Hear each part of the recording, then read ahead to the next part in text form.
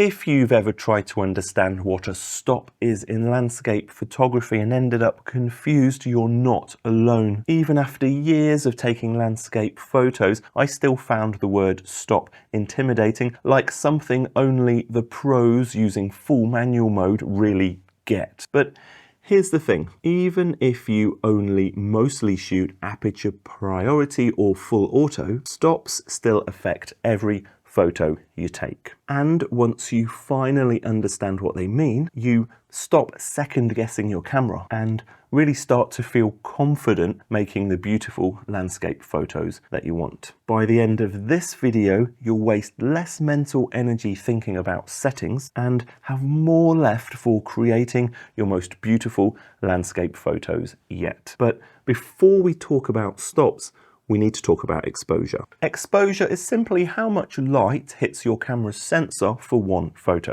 It decides whether your image looks too dark, too bright, or just right. We control exposure with shutter speed, aperture, and ISO. Let me show you what I mean on this camera. Every camera will have some kind of exposure meter. On this Sony camera, you can see it down here, it's this value. If I just switch the display mode, we have this alternative view, and this is a scale. This little arrow is at 0, meaning the exposure is currently what the camera thinks is the correct exposure. So when this meter reading is 0.0, the camera is telling us it thinks it's got the correct exposure. It's not overexposed or underexposed, too dark or too bright. As we change the exposure settings, ISO, shutter speed, and aperture, watch what happens to this meter reading. I'm just going to change the shutter speed, and you can see this meter reading is changing now. It's negative 1.0. A negative value means that the camera thinks that this image is now underexposed. That means we're potentially losing some of the shadow detail. This arrow's now moved to the left to indicate we're one stop underexposed. Let's increase the shutter speed the other way. You can see this arrow moving up, and if I keep changing the shutter speed, now this arrow is pointing to 1, and because we're now using a slower shutter speed, the meter is telling us that we're getting overexposed. We're now plus 1 stop or 1 stop overexposed, and you can actually see on the screen that it does look overexposed. In a second, I'll show you the simple pattern behind those changes, and once you see it, you'll never forget it.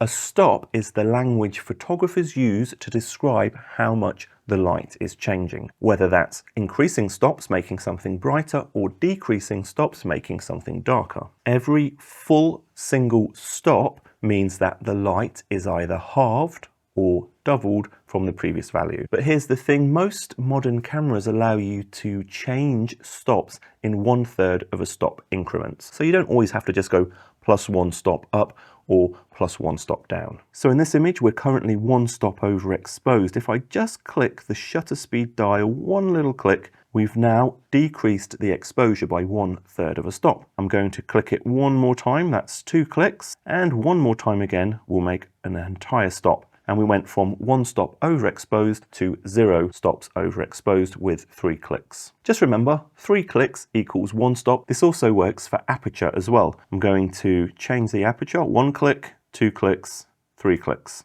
We've now increased the amount of light hitting the sensor by 1 whole stop or 3 clicks, and you can see in the meter it's now plus 1, telling us we're 1 stop overexposed. And stops are not just for manual mode. Your camera uses them everywhere. For example, if we turn on automatic bracketing, you can see that these bracketing steps are set in stop values. On the little bar down the bottom here, it's telling us that this automatic bracketing will give us 1 photo at negative 1 stop, 1 photo at 0, and 1 photo at plus 1 stop. But that's not all. Stops are also used when you use exposure compensation. So even if you're not using full manual mode yet, knowing how stops work helps you understand what your camera's doing. That means you're not just trusting it to do the right thing, you actually know. So once you understand this pattern of clicks and meter movements, balancing your exposure becomes effortless. If you increase one setting by 1 stop and decrease another setting by 1 stop,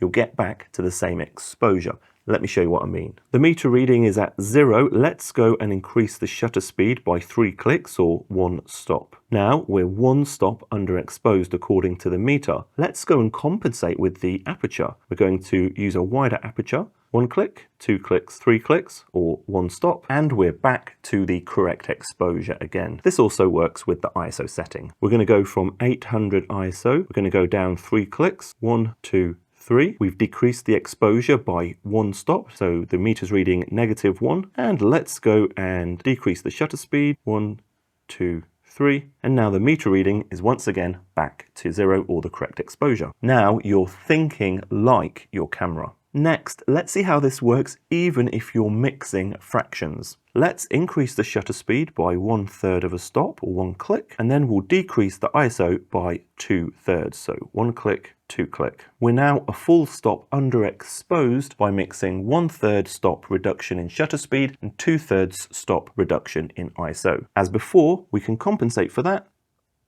by increasing our aperture by 1 whole stop. And the meter's back to 0. Now you know how to think in stops. It unlocks the massive creative potential of ND filters. And that's exactly what you'll learn how to do in this next video. I'm Jason Roberts. Please subscribe. I'd really appreciate it. And hopefully I'll see you in the next video.